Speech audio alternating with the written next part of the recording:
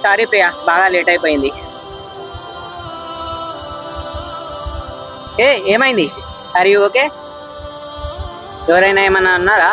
డల్లుగా ఉన్నావు. లేట్ ఎందుకు అయింది? లేట్ అయినందుకు బాధపడుతున్నావా? మెంటల్. లేట్ ఎందుకు అయ్యింది? ఫ్రెండ్స్తో వచ్చిన డిస్కషన్ ఉంటే. ఎవరితో? నందుతోనా నీ డిస్కషన్? మేము జస్ట్ బుక్స్ గురించే మాట్లాడుకున్నాం. ఏ బుక్స్? కిస్సింగ్ బుక్సా? ఏంటి? చెవి కిస్సింగ్ బుక్సేగా.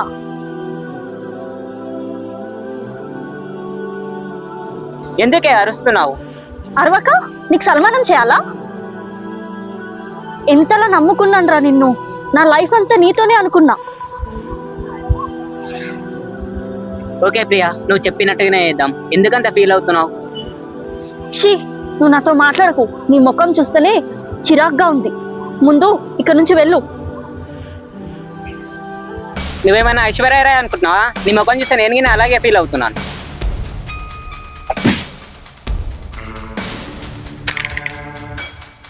ఇంత ధైర్యమే నన్ను కొట్టడానికి? రేపు కాలేజ్కి రా, నీ పని చెప్తా.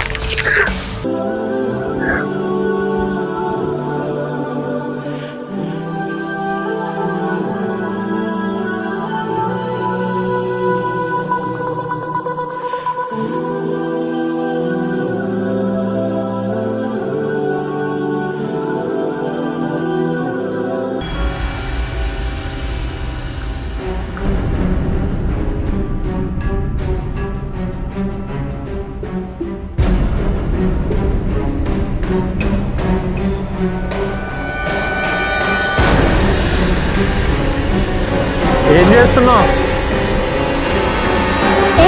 ఎవరు నువ్వు? నువ్వెవరైనా కానీ ఫస్ట్ ఇక్కడ నుంచి వెళ్ళిపో. Okay, sorry. Are you sure? నువ్వు చచ్చిపోవాలనుకుంటే చచ్చిపోవచ్చు, కానీ చనిపోకుండా కింద పడి కాళ్ళు చేతులు విరగచ్చు, లేదా ఇంకేమైనా కావచ్చు. కానీ నువ్వు బ్రతికే ఉంటే అప్పుడు పరిస్థితి ఏంటి? పిచ్చోనివా నువ్వు? లేదు కృష్ణ, ఈ మధ్య వినే ఉంటావే నా పేరు. లేదే. చెవులు ఖరాబా? ఇప్పుడే చెప్పాగా కృష్ణ అని. హరి, ఎవరు నువ్వు? అసలు ఇక్కడ నుంచి వెళ్ళిపో. నేను ఎందుకు వెళ్ళిపోవాలి? నువ్వే వెళ్ళిపో. అసలు నీ ప్లేస్లో నేనుంటే ఏం చేసేవాడినో తెలుసా? చేతులు కోసుకునేవాడిని, లేదా విషం తాగేవాడిని. చాలా ఆప్షన్స్ ఉన్నాయి తెలుసా సింపుల్గా చనిపోవడానికి. ఆప్తావా? ఇదంతా మజాక్గా ఉందా? చనిపోవడం అంటే అంత మజాకా? లేదు, నీ విషయంలో అయితే అస్సలే లేదు. అసలు ఏం జరిగిందో తెలిస్తే నువ్వు ఇలా మాట్లాడు. ఏం జరిగిందో నాకు అసలు అవసరమే లేదు. కానీ ఒక విషయం చెప్పనా, ఏ ప్రాబ్లం అయినా సరే మన చావు కంటే ఎక్కువ ఏం కాదు. ఒకవేళ నువ్వు చనిపోతే ఆ చావు నీతోటే ఆగుద్దా? మీ అమ్మ, మీ నాన్న, నీ ఫ్యామిలీ మొత్తం చేస్తారు కదా. పెద్ద పెద్ద మాటలే మాట్లాడుతున్నావు. ఒకవేళ నాకు జరిగింది నీకు జరిగితే, నా సిచ్యువేషన్లో నువ్వు ఉంటే నువ్వేం చేస్తావు? నేనేం చేయను, కానీ ఎలాగో చచ్చిపోతున్నావు కదా అని ఏదో చెప్తున్నా అంతే. కానీ నాకు ఒకటి చెప్పు, నువ్వు ఎందుకు చచ్చిపోదాం అనుకుంటున్నావు? అమ్మ తిట్టిందని, నాన్న కొట్టాడని, లేదా ఎగ్జామ్ ఫెయిల్ అయ్యామని, లేదా బాయ్ ఫ్రెండ్ వదిలేశాడని అందుకు చచ్చిపోతున్నావా? లేదా కొంతమంది బిల్డింగ్ల మించి దూకేస్తారే పబ్లిక్ స్టంట్లు అంటూ, అలా చచ్చిపోతున్నావా? నేను అలాంటి వేస్ట్ దాన్ని కాదు. సరే, ఒక 10 నిమిషాలు అక్కడ కూర్చొని మాట్లాడుకుందామా?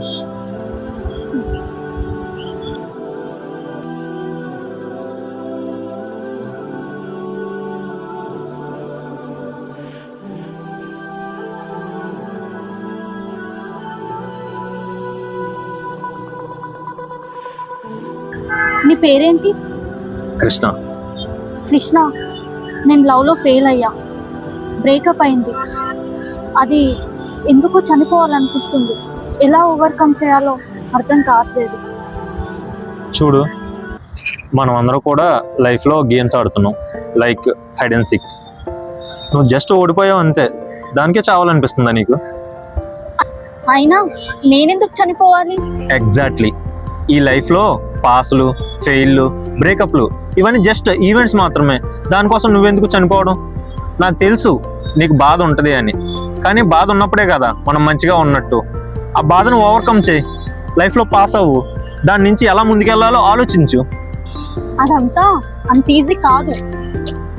చచ్చిపోవడం మాత్రం చాలా ఈజీయే. పోనీ నువ్వు చచ్చిపోతే నీ బాయ్ ఫ్రెండ్ నీ కూడా వస్తాడా? లైట్ తీసుకుని వదిలేస్తాడు. నేను చనిపోతే నా ప్రేమ నిజమని వాడికి తెలుస్తుంది కదా. ఈ దునియాలో అందరూ రేపు చూస్తామని గ్యారంటీ లేదు. సపోజ్ మీ నాన్న ఆఫీస్కి వెళ్ళి ఇంటికి రాకపోవచ్చు, మీ అమ్మ మార్కెట్కి వెళ్ళి యాక్సిడెంట్ అయ్యి హాస్పిటల్లో చేరితే ఇలా ఆలోచించడానికి భయం వస్తుంది కదా. ఒక పెద్ద హాస్పిటల్లో వాళ్ళని చూడడానికి, వాళ్ళ సిచ్యువేషన్ కూడా అంతే. అయినా బయట బ్రతకడానికి అందరూ ఎంతలా వేడుకుంటున్నారో తెలుసా? దేవుణ్ణి అయినా సరే, డాక్టర్ని అయినా సరే, డాక్టర్ మా దగ్గర ఉన్నదంతా ఇస్తాం, మమ్మల్ని ఎలాగైనా బ్రతికించు అని. ఇప్పుడు అదే సిచ్యువేషన్లో నీ పేరెంట్స్ ఎందుకు ఉండాలి? ఒక 17 ఏళ్ళ అమ్మాయికి ఇవ్వడానికి ఏమీ అవసరం లేదు.